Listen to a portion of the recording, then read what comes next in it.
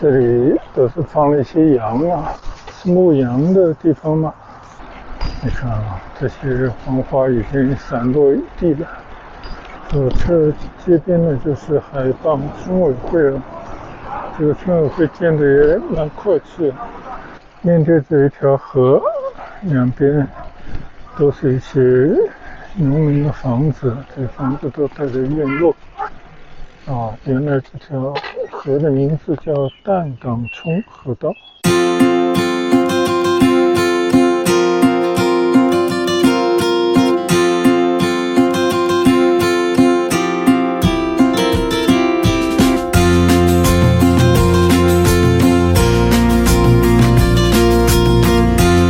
嗨，大家好，今天呢，我来到了亚运城边上的一个水乡啊，叫海傍水乡。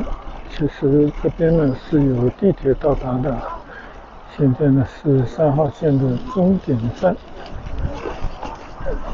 但是呢，我今天想想还是开车过来啊，因为距离我住的地方呢大概有19公里。这边原来是要卖票的。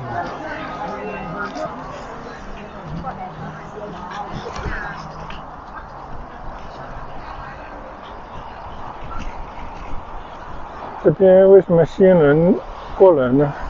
是因为这个季节广州开了一片的黄花风铃木啊，就每年到了2、3月份的时候，都会有很多的风铃木盛开，就一片金黄啊。春天开这种金黄的花，就以前来讲啊是很少见的，就有一种秋天的景色。但是确确实实它就是开的这么一大片的黄的花。这些花呢，据说都是从南美洲那边移植过来的，引进的，但是非常适合这里的气候。而且这种花呢都很小啊，它就开得非常的灿烂。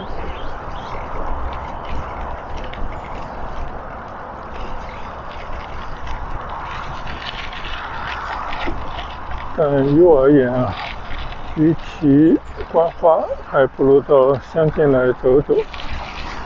我的右侧马路对面呢，其实就是海傍地铁站。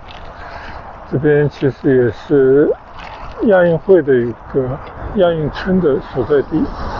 大家可以看一看啊，这边呢其实还是起了很多的高楼，但是就这么一街之隔，这边呢就是一片农村地带了。我现在这个乡村地带是一个骑行站站，然后呢骑到外面的马路上去。可以看到这个地方还保留着很多农村的景象啊，虽然也没种什么东西啊。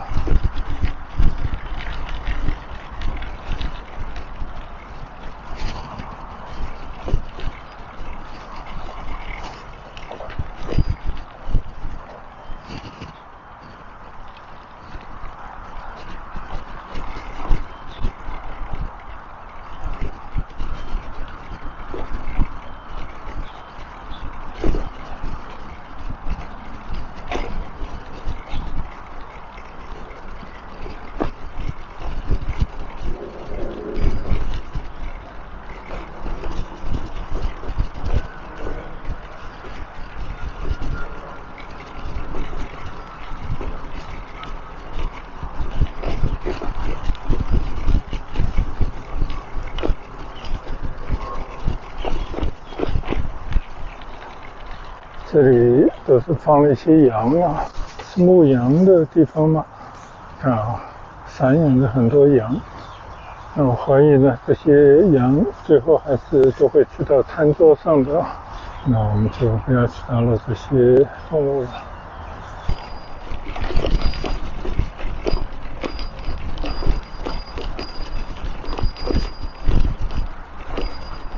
我觉得骑着这种小步单车就应该在这种乡间的田埂小道上自由的骑行。这种小路呢，小车好掉头啊，就有一种比较悠闲的情怀。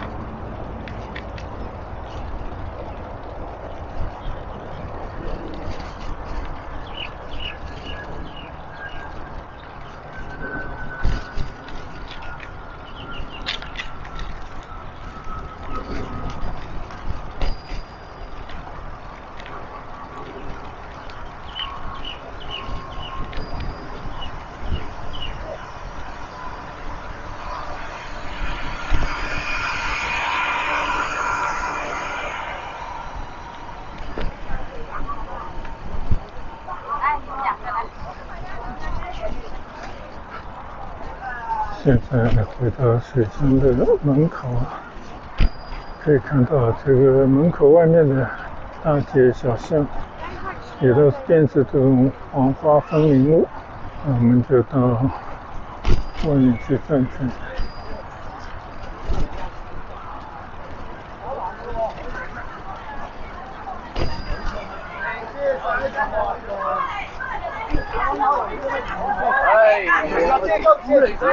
所以可以看到，左去呢是亚运大道莲花方向，右去呢就是市桥方向。我们就在这边随着转转。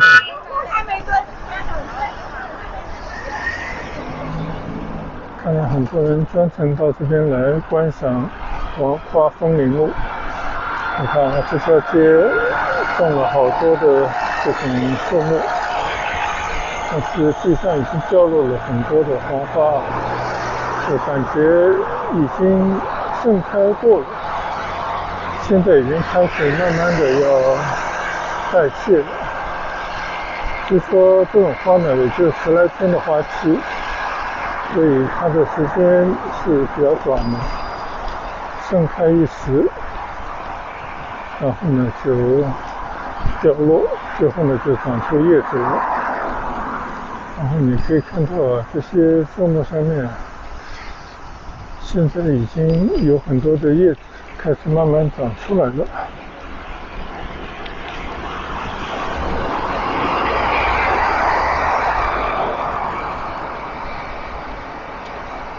这里呢有很多种植园，边上就有这种蓝莓采摘园。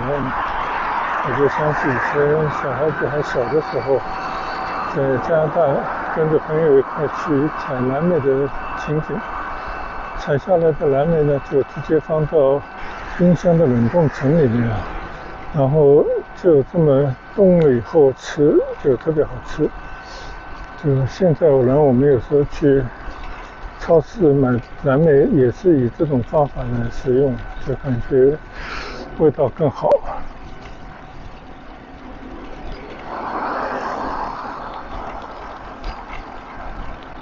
你看啊，这些黄花已经散落一地了。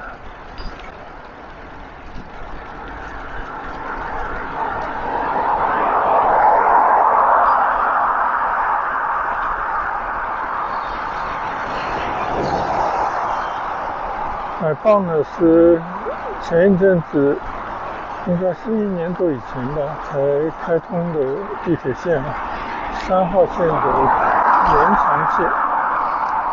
这个地方呢，离以前发展的一片新城区亚运城非常近，但是一街之隔就这边呢还是保有很多的农地，一大片的村庄，估计很多人还是农村以这些种植养殖为生的群体。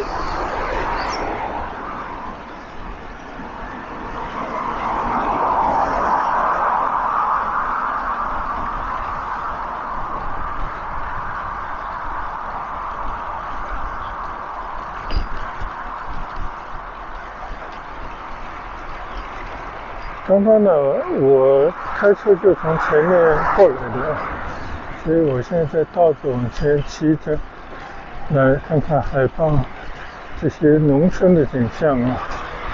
你看，它叫17段海通社区。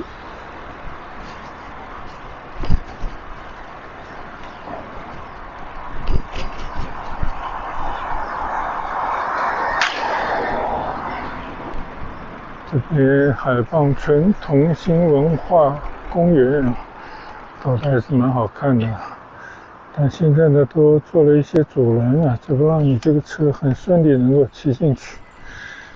那我们就经过一下算了。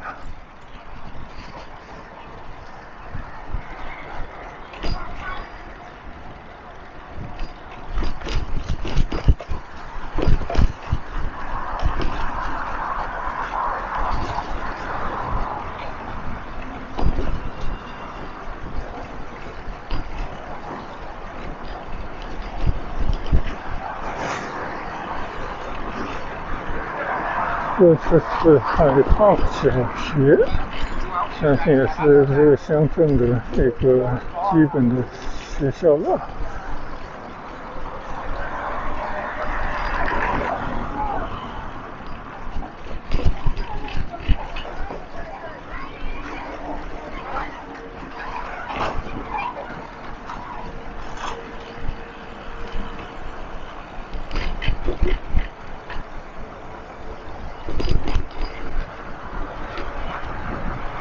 右侧呢就是小学，而马路的左侧呢就是一些村屋了啊，但是也起着人人之旗，上面住人，下面开店，这个基本上就是农村这种城镇的景象。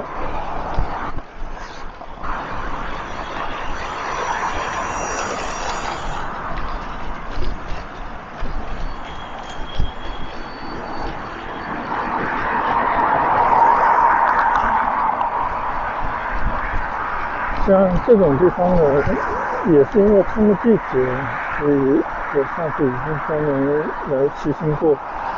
但是这片地方呢，基本上没有涉足过，应该说还是非常传统的这种乡镇的面貌。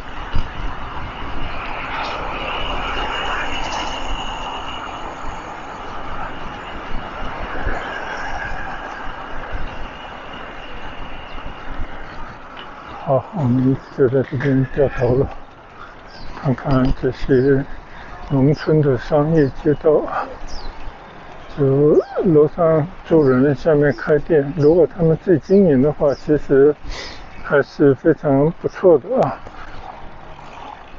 我们去到里面去看一看。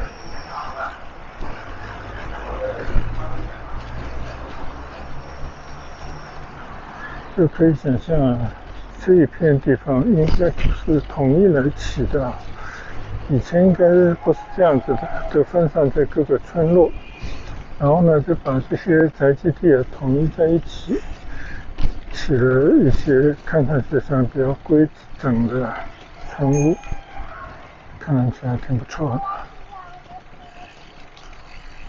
后面就是他们的农田了。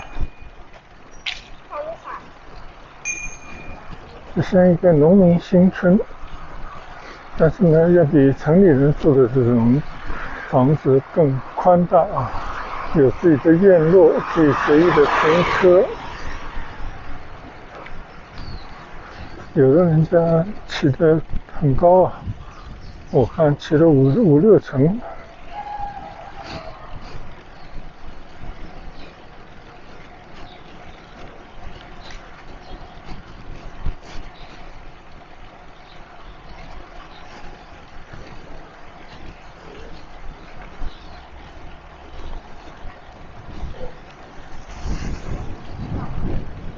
对面居然还有一座青年公寓，供长租短租。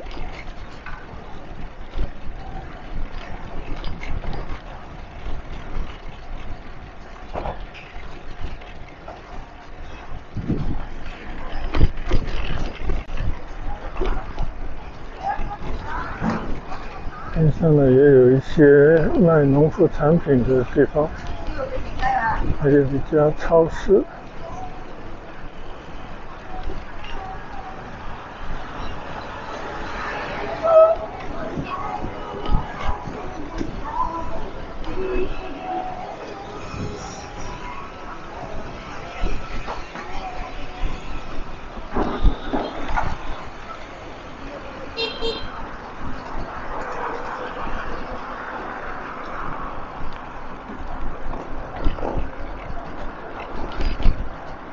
左侧街边呢就是海傍村委会了，这个村委会建的也蛮阔气。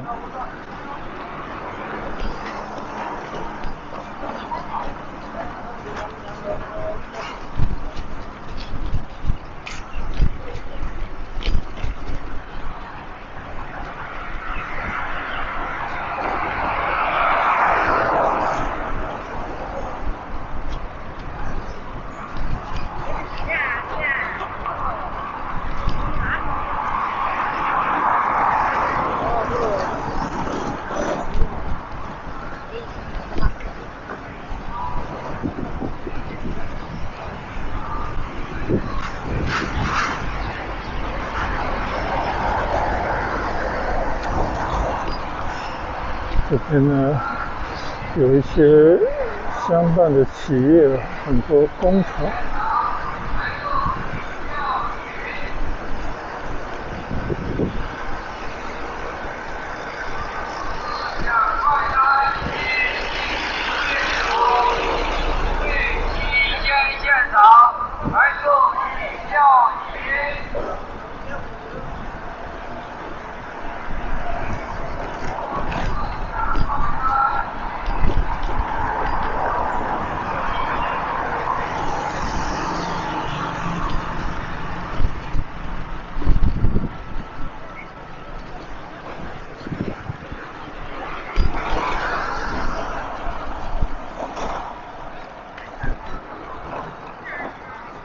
这里有一条河浜，这里是海傍上西街。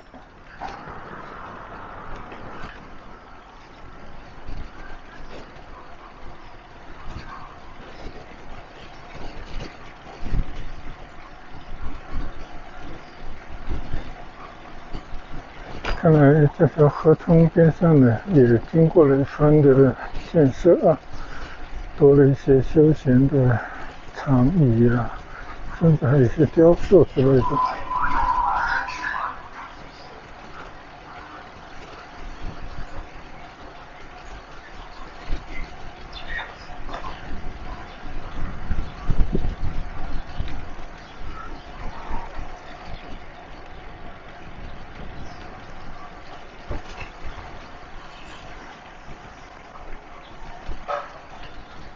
面对这一条河，两边都是一些农民的房子，这房子都带着院落，很不错。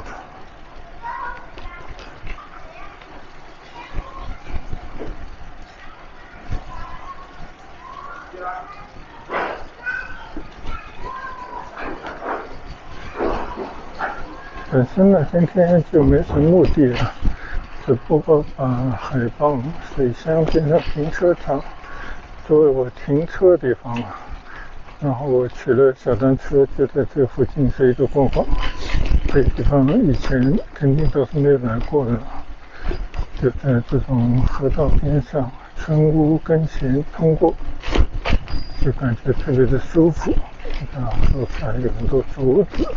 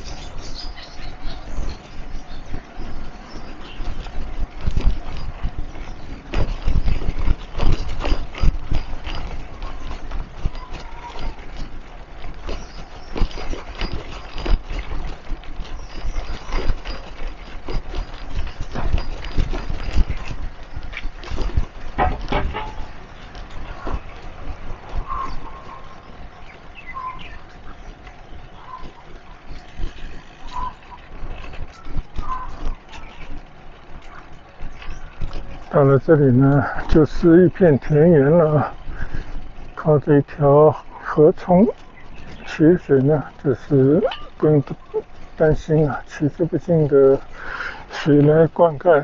我看这里都是种的啥？这橘子吗？柑吧。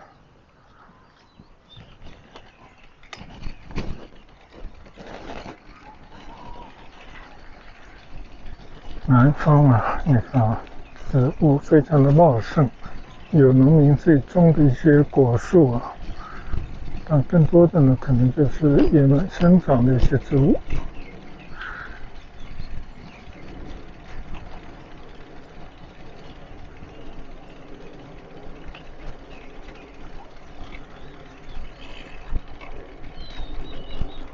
哟，走到怎么已经走到头了呢？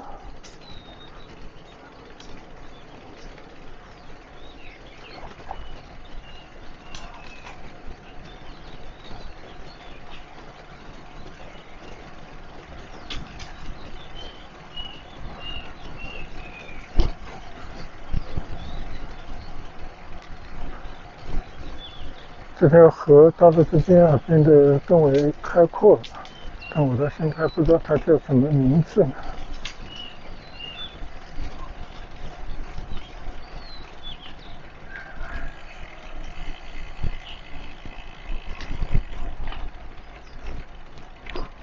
啊，右侧一大片的果树。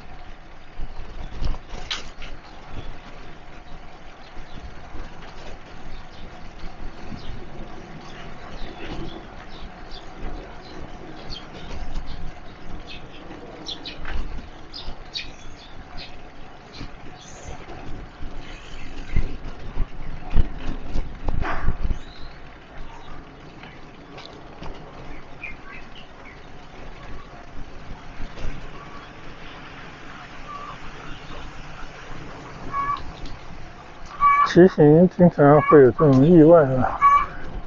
我本身只想到海傍那边来看看那些黄花风铃木，谁知道稍微拐一下就来到了水乡了，这才真正的水乡。虽然这个马路上看上去也不是特别干净，很多设施也不是很完善，一个一个的水塘啊，就在这条河中边上，看上去很随意啊，就老百姓也没有太多的想法。但是呢，想必他们也是有收获啊，也能够靠这些渔获啊、种植的产物等等来维持他们的生活。就如果你没有太多追求，其实他们本身还是心满意足、知足常乐的。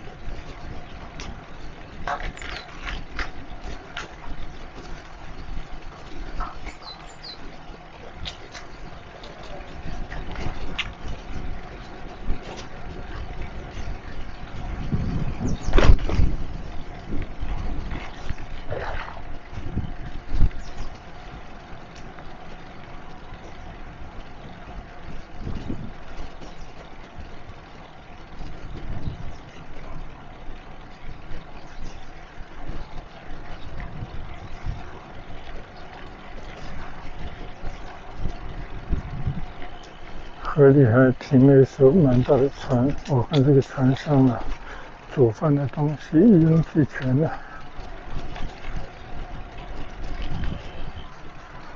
哦，这个河里面还有不少船呢。这些船肯定不是在这么一个小河里面走的啊，只不过停泊在这边，然后到了合适时候，说不定又开到大江里面，甚至开到珠江口去捕鱼。哦，右侧里面是一个养鸭的场地啊，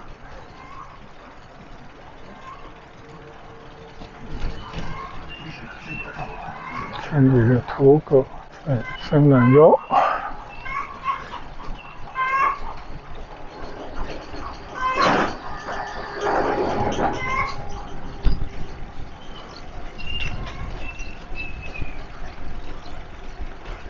我不知道这边骑出去是哪里啊，但是在这样的看上去不完善的小路上骑行，身边没有人打扰啊，有的都是田园的景色，就感觉非常的舒服。啊，原来这条河的名字叫淡港冲河道，看看啊，这么一个名字啊。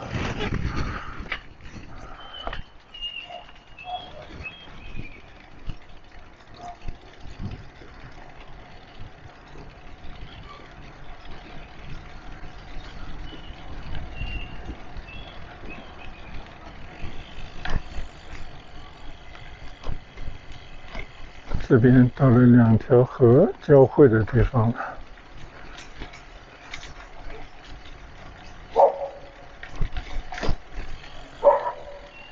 貌似这里走到了尽头。到了这里呢，就走到了尽头啊。虽然它是两条河川分叉的地方，但是已经无路可去，那我还是原路返回啊。看到村里的狗子在吠。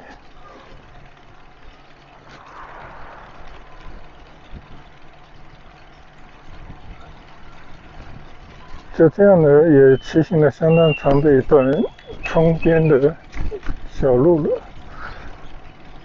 有这种体验，我觉得是非常舒服的，尤其是骑行人来讲，你慢慢悠悠的骑，其实也没有骑几公里吧，但是在一处自己完全陌生、从来没有到达过的地方啊，就这么来走走，感觉还是挺不错的。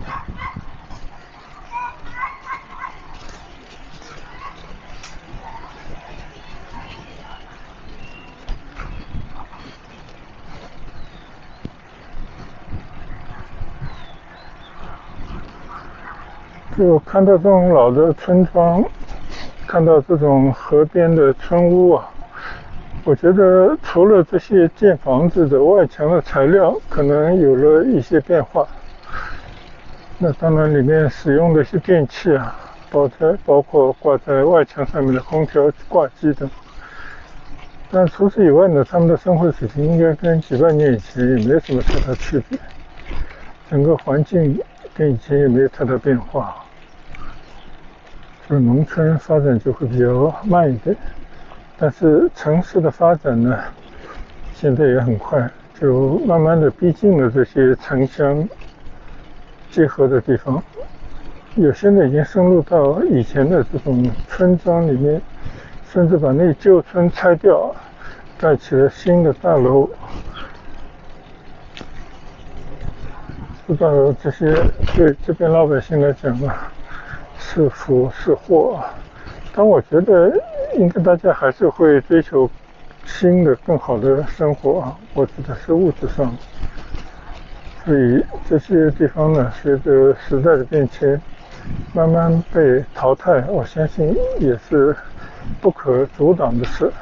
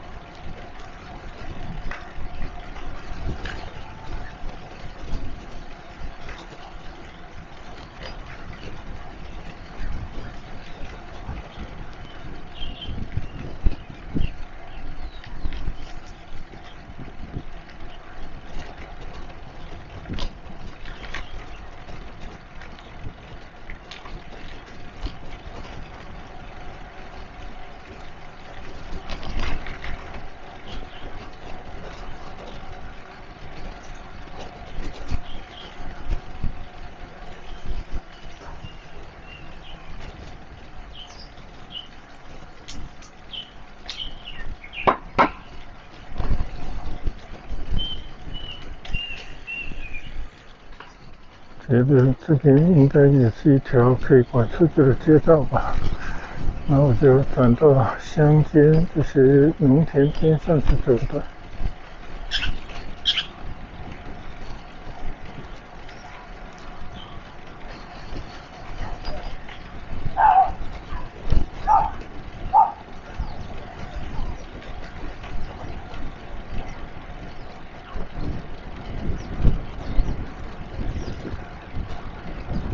我的前面啊，那边的一大片高楼就是亚运城了。我刚刚就在它边上骑过来的。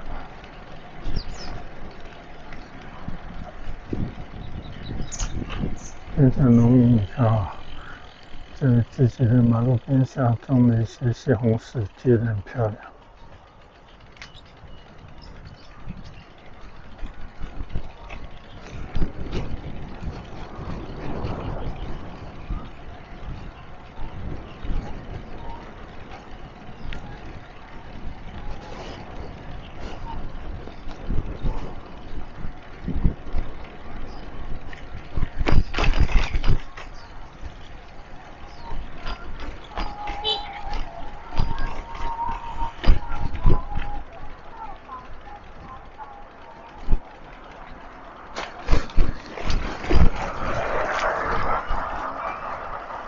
到了这边，你看有一个很大的鱼塘。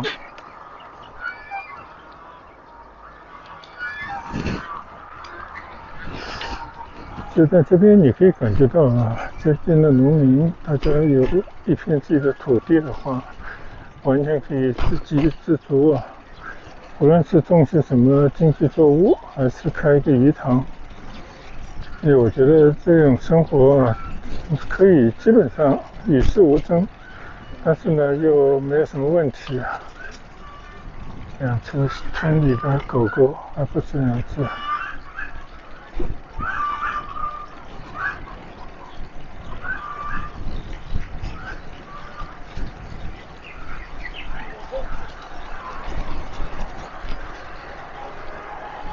又是一个大鱼塘啊！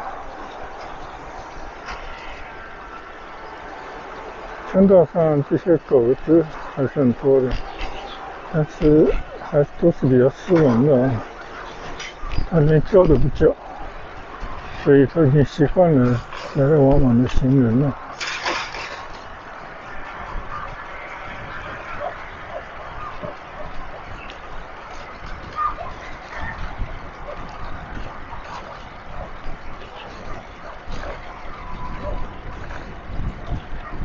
这一片农村地带呢，其实就在莲花山的脚底下。那这边呢，因为是靠近珠江，所以这边呢，这个水源充足啊，无论是你养殖还是种植啊，取水自由。这也是为什么这边可以称之为水乡啊，或者说鱼米之乡。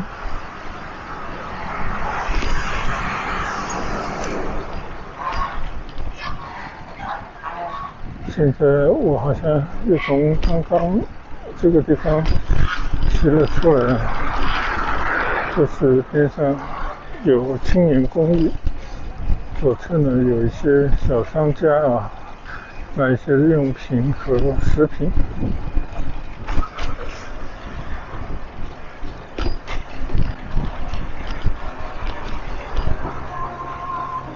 转了一圈啊，感觉很自然朴素的地方，但是呢，好像也看到了这些农民生活的一些本真啊，感觉还是相当不错的。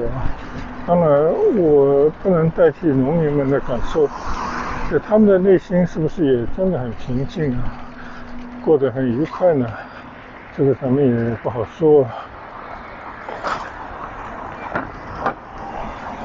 好了，现在呢，我又回到了海傍村委会这边了。这一段呢，就算是我在海傍骑行的第一段了，分享给大家，作为春节以后的第一次的农村之行啊。谢谢大家跟随观赏，我们下一段接着再跟大家分享交流，拜拜。